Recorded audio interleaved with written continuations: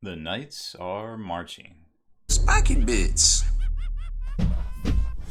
Welcome back, Hobby Maniacs. I'm Rob Bear from SpikyBits.com, and in this video, I'm going to show you how to magnetize and build all three of the new Cerastus Knight models, the Lancer, the Acheron, and the Castigator.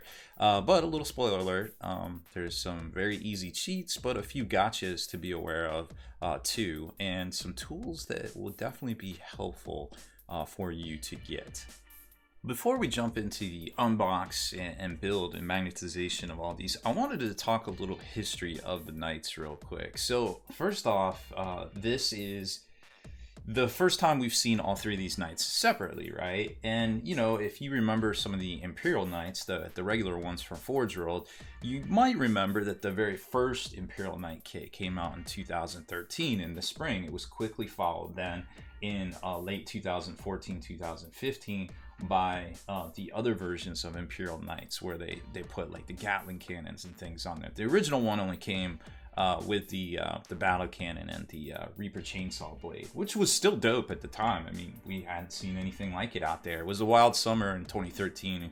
Tower, super popular, and there was all sorts of D-weapon shenanigans with you had the Centurions for Space Marines and the Wraith Knight and this thing, and it was the Wild Wild West out there. It was a really, really interesting time. But fast forward to this issue here. So then they started making more Knights, which is kind of where we're at in the lifespan of the Cerastus, right?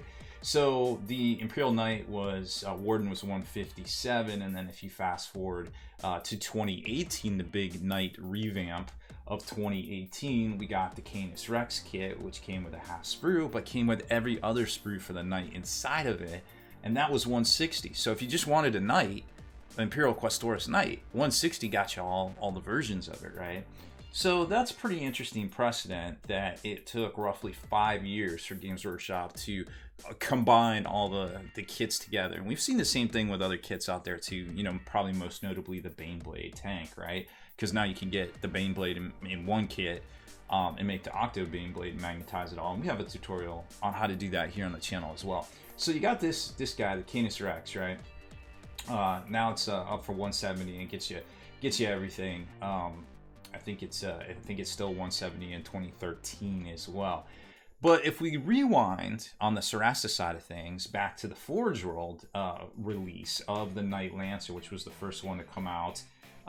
Here you can see in 2015 we did an unboxing of it from Forge World. It was 170 pounds, which equated out at the time to roughly $260 US, which is shockingly close to the 200 price tag that all three Cerastus Knights will cost you individually. If you want all three, it'll cost you $600. So this particular kit was a little bit more affordable at its time, because what you could do is you could convert US dollars to English pounds sterling.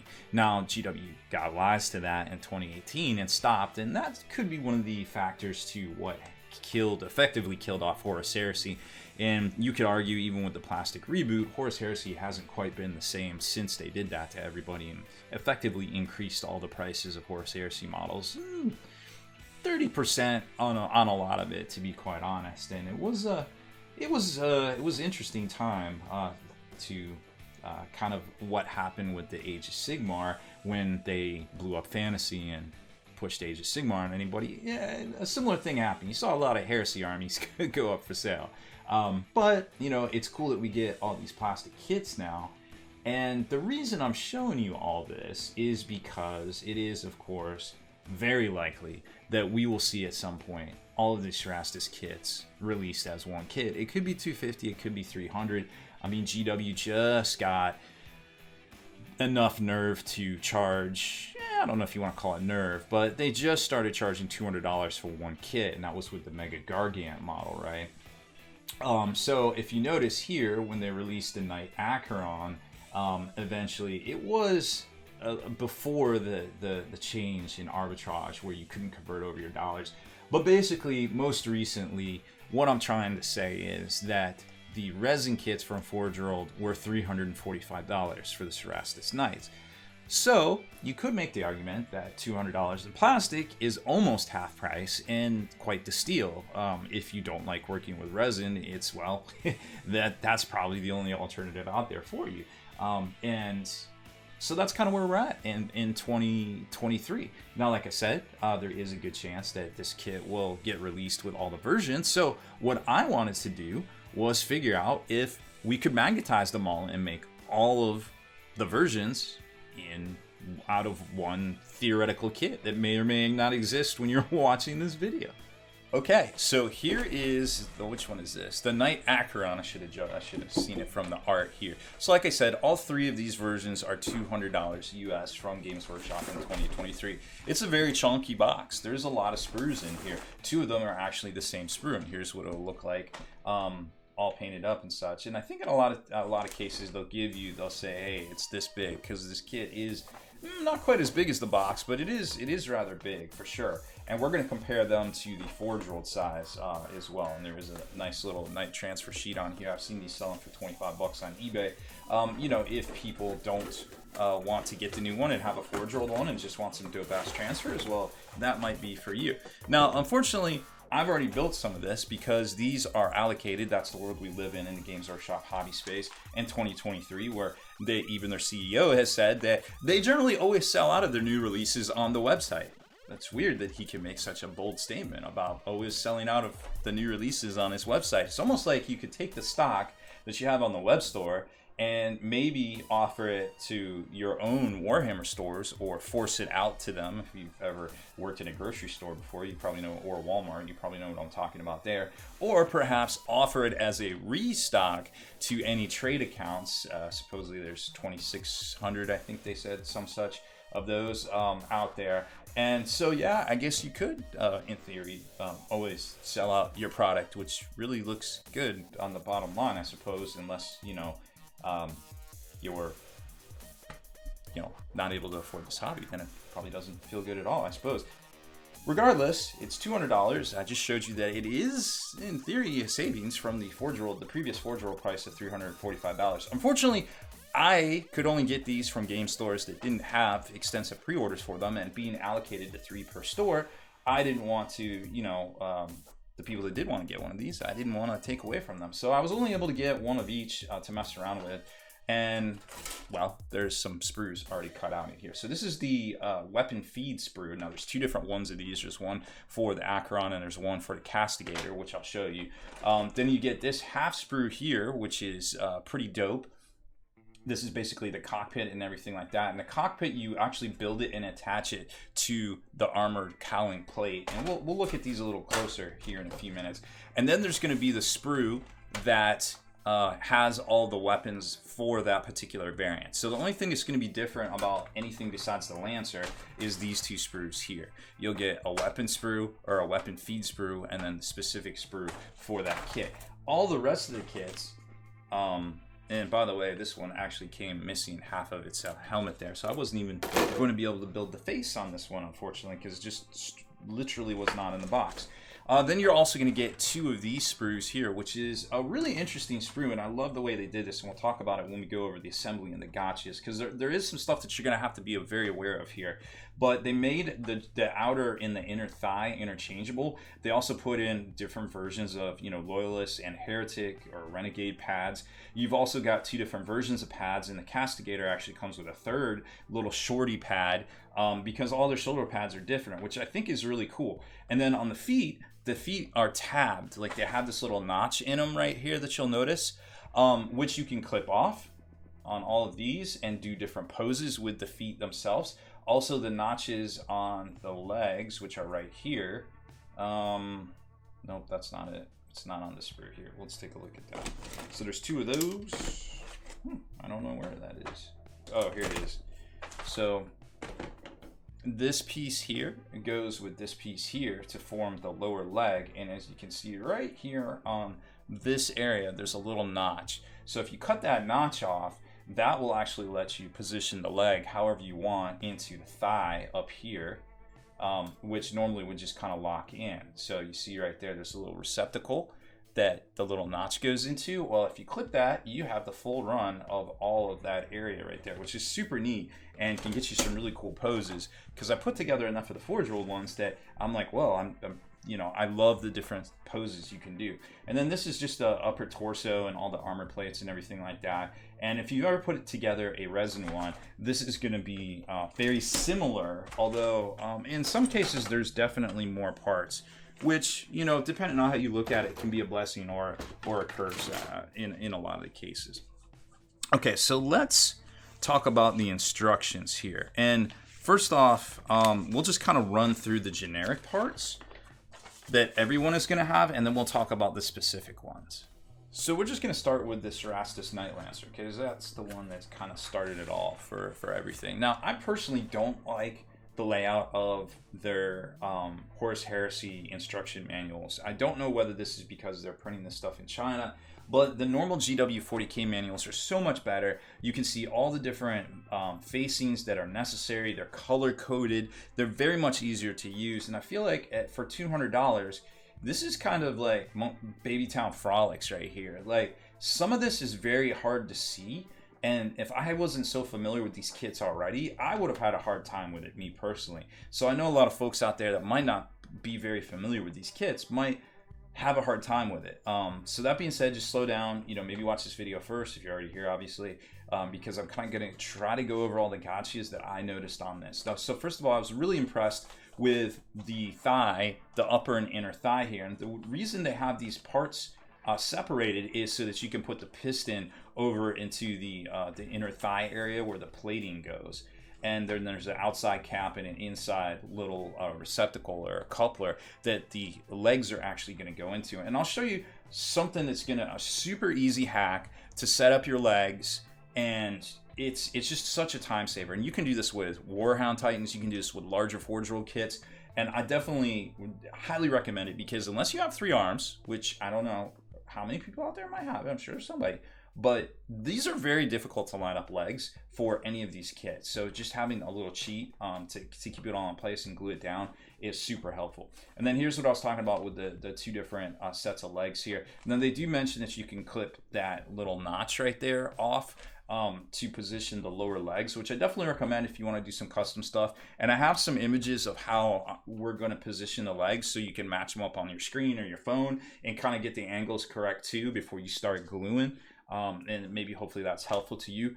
Another great innovation here over the Forge World ones is that the knee pads are actually separate bits. On the Forge World resin, the knee pads are not separate bits, and it requires you to mask it off, because every other piece you could keep off and spray it with like a metal and then do a dry brush. Super easy to paint. But then this, you'd have to come back in and mask it off and do your armor color and everything like that. And it could be a little bit of a time sink. So it's really cool to... I immediately noticed that. I was like, oh man, that's going to be so much of a time saver right there.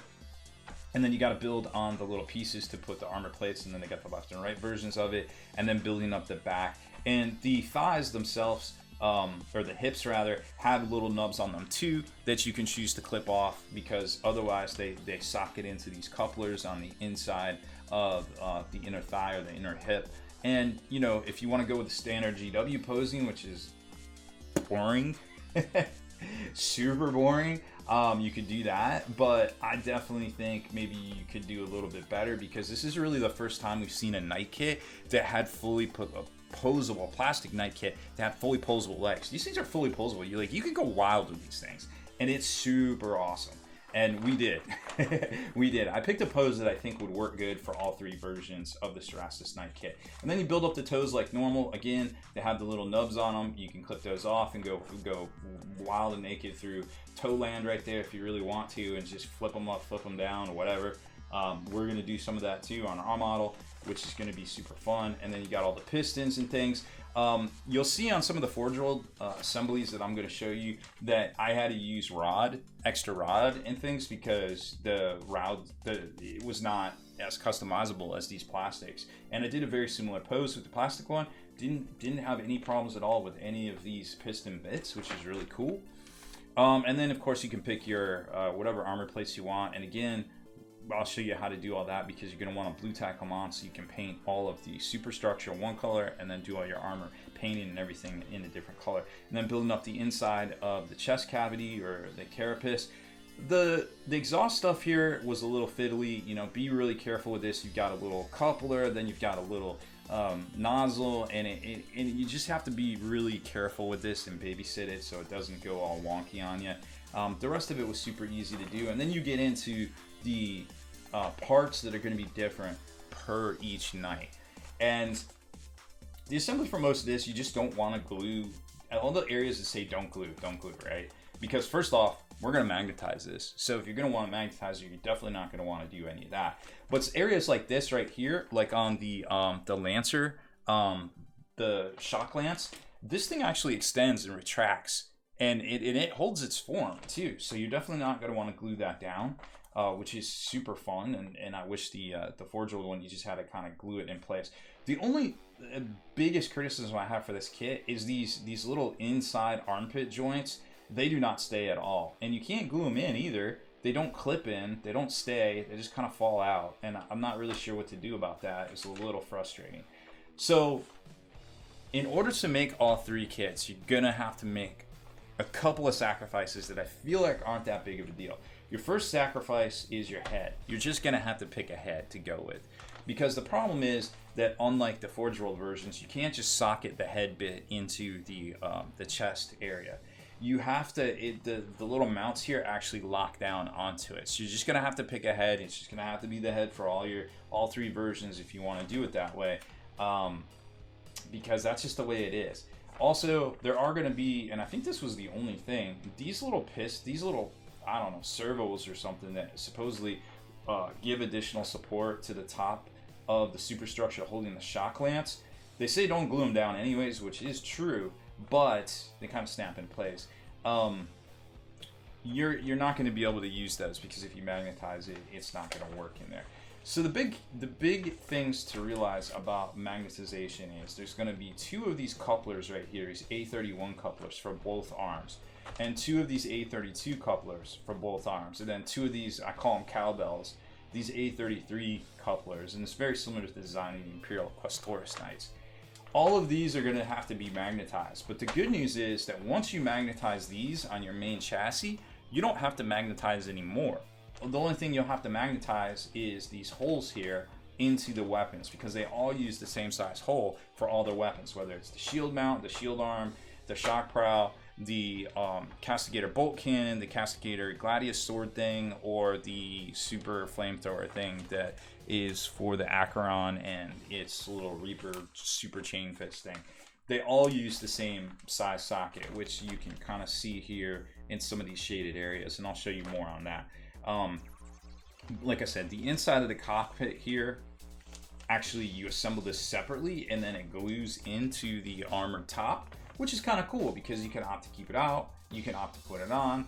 You know, it's not going to take away or detract from anything, and you can even leave it out, assemble it all up to this point, paint it, and then install it later separately, right? Which would be kind of cool. And then of course the arms, just like the Questoris, lock in like this at the top of those cowbell stacks, and that's pretty much everything. The only other thing that you need to be aware of is that depending on which variant you choose, they all have different shoulder pads. So here's the combination of the Lancer shoulder pad. Here's the combination of the Acheron shoulder pad, which is the same A38 pad, and then it just has these little stubby, I don't know, cowls on it. And then for the Castigator, this thing actually comes with its own pads on a sprue, which also use A38, and then has its own like front little pads right here with the short, more narrow little juts go towards the front right there.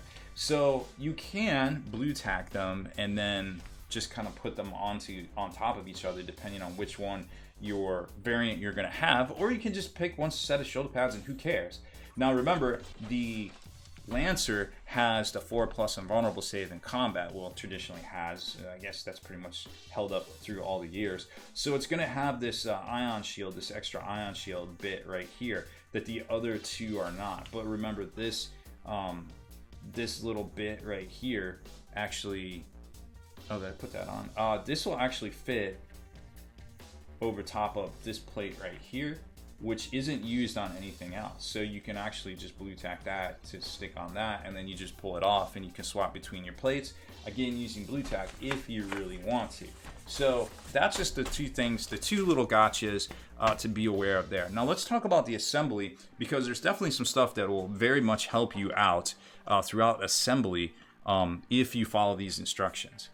So here's a neat little trick for getting the pose you want, but actually being able to do it and have all your hands. First of all, I've always been talking about this super thin Tamiya glue stuff right here. This stuff's great. You can get it at any Hobby Town or Michael's and things like that out there. And then you might want to grab some Maxicure. This is the stuff in the pink. It's Bob Smith Industries. It's extra thick. It dries like 20 seconds or so. So it gives you a little bit extra working time. So the hack is use some blue tack on the feet and position the feet approximately where you think they're going to go on the model, and then grab your waist section right here. Place your waist section in here, kind of size it up, make sure you got it close, and then you're going to want to apply your glue. Now I use a super thin Tamiya cement on stuff like superstructure and things like that. I won't use it on load bearing parts like these joints or the stuff that's actually going to touch the base. I'll actually use the Maxicure on that. So once you get that done, it makes it a little bit easier to kind of glue them together, and it definitely shows. Now here you can see what that super thin Tamiya cement really does for a model. Like, this is a gap all the way down. So I just put a little bit of that cement on there, and it doesn't take long, it's thin. It'll dry, and what it does is it fills in those gaps right there. So then once it's dry, you can take the flat edge of your hobby knife and you just scrape along it like you see there. You don't even use the sharp part. You scrape along it and it'll peel off all the dry glue around it, but what it'll do is it'll leave that gap perfectly filled, so it doesn't look super obnoxious and things, like you have big gaps running up and down your legs. So that's a great way to fill gaps and everything on your models, no matter, basically, as long as it's plastic, you can do this, and as long as you have a surface to kind of run your knife over. Now, if you're looking to do a leg position similar to what I did, because I think this is a good position for all three versions, this would be your left leg. So remember what I showed you, the inside joint, or this socket, this hole is going to want to be on the inside, and then your cap is going to want to be on the outside here, so that this inside will be a coupler, and there'll be a couple holes in it, and then you'll have this here, and then this outer thigh is also flat. But you got to clip off those areas I showed you in this joint right here in order to make this go all the way back, and also this big toe, you're going to have to clip that joint, and you're going to clip these, I think, to smush them down. These are all just flat, just like in the instructions here, and I think this one I had to clip a little bit too, and I'll show you that. Right here is the approximate position of that one, so you could line yours up if you pause the video and get a better idea of just exactly where this would get you. Now, for the magnetization itself, I'm going to show you a couple of tools that you're going to need here in a second, but basically this is where you're going to start. Some tools that are definitely going to be helpful to this process is a drill here. Now you want to get the larger one. I have a Makita hand driver with quick release, and the quick release is great for the larger size magnets that we're going to use here, like 1/4 inch and 5/16 inch. So we got some quick release drill bits, and I have a hand pin vise. So if you just want to get in by hand, and you don't want to put the speed up too high. I think at the very end I was using like an 8, but for most of this I was using like a 2 or a 4 or something like that to get it done. Then you're going to want some blue tack, because it helps with your position, or fun tack, whatever they call it locally. Helps with your positioning of the model. It also helps with the magnetization. I'll show you that here in a second. Then you're going to want some magnets. I always get my magnets from Magnet Baron, because, well, he's in the hobby and he's always out there trying to make this hobby world and world in general a better place. So I love supporting him, and I think we have a discount code too that you can use. It'll probably be in the read more or the description, probably even the first message on this, so you can get a discount off some of these kits that he makes, and hopefully I'll make a kit based on this right here. So there's 6 different weapons, and each weapon is gonna need 3 1/8 inch magnets by 1/16. And then the weapon mounts themselves and the arm joints are all universal to whatever model you're doing. So there's going to be 2 weapon mounts overall and 2 arm joints overall, but each of them is going to require 2 magnets. The weapon mounts are going to use 1/8 by 1/16 inch magnets, so you're going to need 4 of those. And then the arm joints are a bit larger, those cowbells. They're going to use 5/16 by 1/16, and you're going to need 4 of those as well. So really not a whole lot of magnets that you need, about 26 of them, give or take. So maybe there'll be a magnetization pack available in the future from Magnet Baron for you to use. Now back to the process itself. So here you can see that we've got some stuff drilled out. So we used the 1/8 inch drill bit to completely drill down this little cylinder here. And you're going to do that for all the weapon variants. And then these weapon mounts, you're going to have to very carefully drill yourself a very small pilot hole, and then at low speed drill out the space for the other 1/8 inch magnets right here to go into there, and keep checking and, you know, make sure it's flush, because you want all this to be flush. Now there will be a little bit of space if you do it right in here, even when you put in glue. So you can be a little off on these, just so it gives it a little bit of support and kind of notches in. But you don't want to be too far off, because then it definitely kind of lean or canter perhaps, and that's a problem. Now in the cowbell areas, you can just use some clippers. So I guess I didn't mention clippers. You're going to need clippers. So just use some clippers to kind of clip out this material here in the center that you see. You can glue in a piece of sprue right here to give it more support. And once you clip this area away, just take your hobby knife and just kind of notch it out flush to make room for the 5/16 inch magnet. Those are the bigger ones that are going to go in there. Now, once you glue those 2 halves together, stick a little bit of blue tack down in there. And what that's going to do is it's going to hit those extra random pieces of sprue that you put in there, and just kind of stop really. And then what you're going to want to do is mash down your magnets so that it makes a little recess or a little area for the magnet to go, and for you, believe it or not, actually put glue in there, because the glue will, the blue tack will harden when you put glue in there, a little bit of kicker. So believe it or not, this is actually a really good way to just kind of make a little area for your magnet to kind of sit. And you can do this for these cowbell areas right here. You don't need to do it for the weapon mounts, but for these areas, the tops and bottoms that you're gonna lock into, you're gonna probably want to do it. And you can see the other bit. Actually, no, this is the bit that locks into the shoulder joint there. You're probably gonna want to do it for those. Okay, so here is the finished knight, believe it or not. And like I said, I wanted to give him a nice, cool striding pose that would work good for all the different variants to kind of use. Unfortunately, you do have to glue. I mean, you could put a magnet in the center here and then you could twist it, but I don't feel like it's super necessary. Also, the instructions will tell you to put the shield on the right hand instead of the left hand, but I mean, it's a Lancer, and I feel like that's how they lance. They put their shield in their left hand and their lance in their right hand, and they rode up and down at each other until one of them fell off their horse. So I feel like this should be the same way. So we redid it to be that way. And like I said, this part right here slides back and forth, but it's got enough give that unless you're looking at it top down, it's not going to really be an issue there. Now let's talk about the magnets, which I really like this kit for right here. So we're just going to pop this here off, and all the armor plates on this are actually held together with blue tack, because like I said, it's pretty cool that, especially stuff like these knee pads, that you don't have to glue them on, and it would make it way easier to paint all the superstructure in like a darkened steel sort of look, instead of having to tape all that off and get super crazy with it, because I was never a fan of that with the Cerastus Knights there. So here is the shield arm, and you can see right here, this is the where the magnets are. So there's 3 magnets inside of this little guy right here, and then you've got your 1 magnet each in here, around there. So you always check the polarization, of course.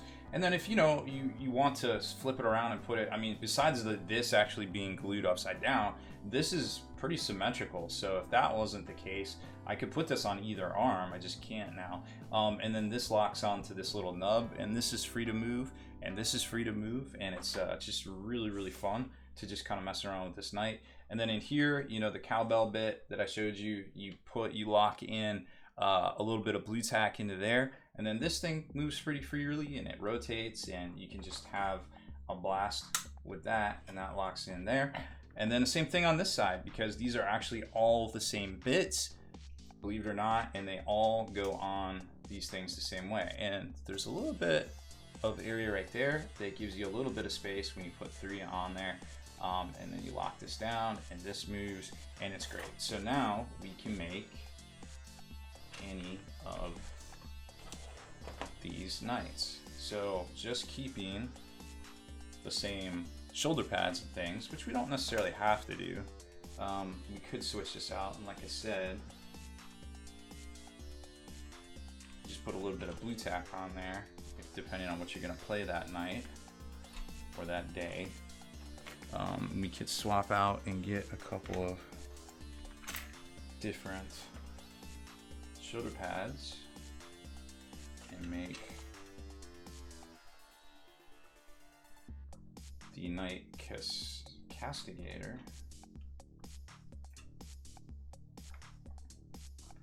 Lock that in like that. Unfortunately, we still have the same Knight Lancer head, which isn't that big of a deal, I suppose. And then we'll just go, and we gotta take the weapon mount from the Lancer, pull that off, put it on here. We've got his sword, and then the coolest part, in my opinion, is the bolt cannon. And this thing is pretty cool. Now the instructions aren't super clear, but the end bit is actually a different one. Oh, it's one of these right here. So there's a bit that actually glues into this, but they're not super clear on it. So one of these bits will be different than all these other ones, and that's going to be the one you're going to use to lock into the bolt cannon. But every other one is identical, and if you go with this configuration, you're actually going to use mostly all of the links of the weapon feed to go into here. So then this is going to attach around, and then the ammo hopper for both the Castigator and the Acheron actually goes over this little servo right here. And no magnets are necessary because it actually kind of holds its weight if you put a little blue tack in there. It's super easy, and then you've got all of that in there,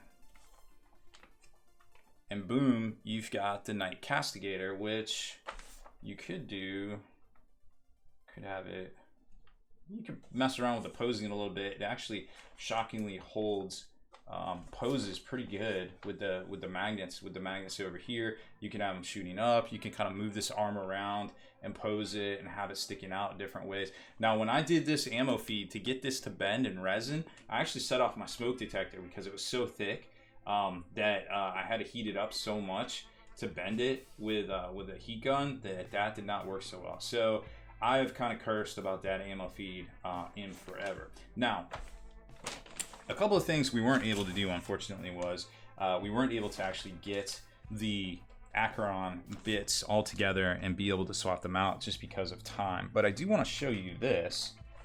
This is the flame tanks. So I put this together just to check it. And there's a couple of bits right here. You need to glue the flame feed into this little bit right here before you lock it in. There's another part here somewhere. Yeah, this little flame bit right here. So these two parts you have to actually glue together, and then it locks into here, and it'll all be one piece and flexible like the Castigator bolt cannon. And then this actually holds on to, I would say it may hold on to this without any blue tack at all. It actually fits onto here a lot better. Did I do it the right way? Yeah, I did it the right way.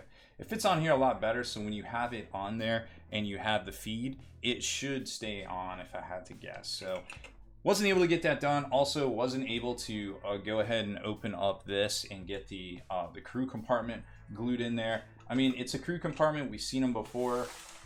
I do fortunately have something else to show you, which is comparing him to the Forge World one, which is going to require 3 hands. Unfortunately, I can't use Blue Tack for this.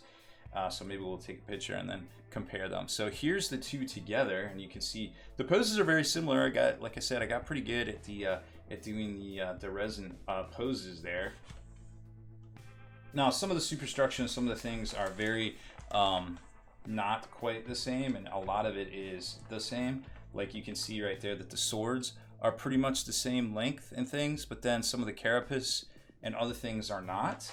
But this one does come with the built-in cockpit, which I didn't get in here. So this is actually part of the interior, whereas the other one in plastic is going to glue to the top here. So, and it's going to come with a pilot too, which is pretty neat. I didn't, like I said, didn't have quite time to get that one together for you guys. So what I'm probably going to do right now is snap a picture and then of these two next to each other, just so you can compare and contrast the size, and put little Mr. Space Marine in here as well and kind of show you what that looks like. And like magic, the picture appears. So here you can kind of see, got very close on the pose. Might have turned the waist a little too far to the left on the plastic version. I guess I don't have the shoulder pads down nearly as much on the plastic version too. But the rest of it looks pretty similar, yeah.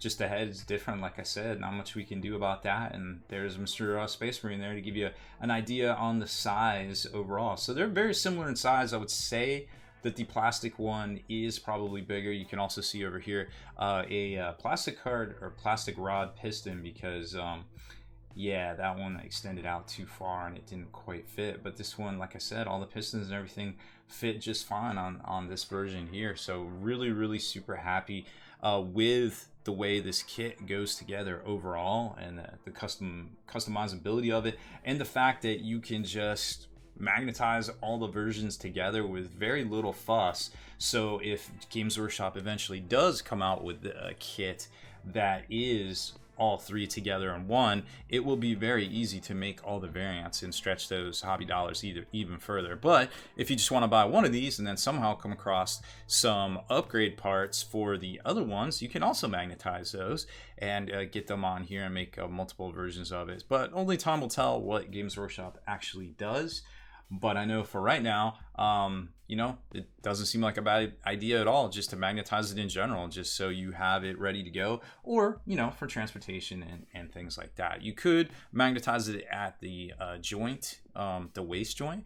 That would be super doable. I would definitely recommend something like a 5/16 inch magnet into there. You could do it. I didn't do it in this case because I feel like one pose would just work for all 3 versions of the knight, as I showed you with the Lancer already, and the Acheron, the feed would definitely fit as well. So I don't feel like that's really a big deal, but you know, some people out there might want to have the little twisty motion. So well, that's it for this one. I probably talked for way too far, like I normally do, and so we're gonna get out of here. But yeah, that's a look at all 3 of the Imperial Cerastus, or I guess just the Cerastus Knight classes from Games Workshop in plastic, finally ported over from Forge World. So they are for sale right now for $200. I'm sure you can, if you want one, I'm sure you can find one out there, even though the Lancer is technically sold out on Games Workshop's website. So that's it for this one. Thank you very much for watching. Make sure to hit that subscribe button and turn on notifications so you can be the very first to like and comment on all our videos. If you liked that video feature, consider supporting us over at patreon.com and get back in the mail each month a miniature crate full of some of the stuff we review here, as well as some of the top 3D artist designs out there too, to help support what they're doing. Plus, discount coupon codes from some of those same manufacturers. They're yours to keep, whether you cancel or stay on. It's totally up to you. Obviously, we want to keep you as happy as possible. So check it out over at patreon.com/SpikeyBits.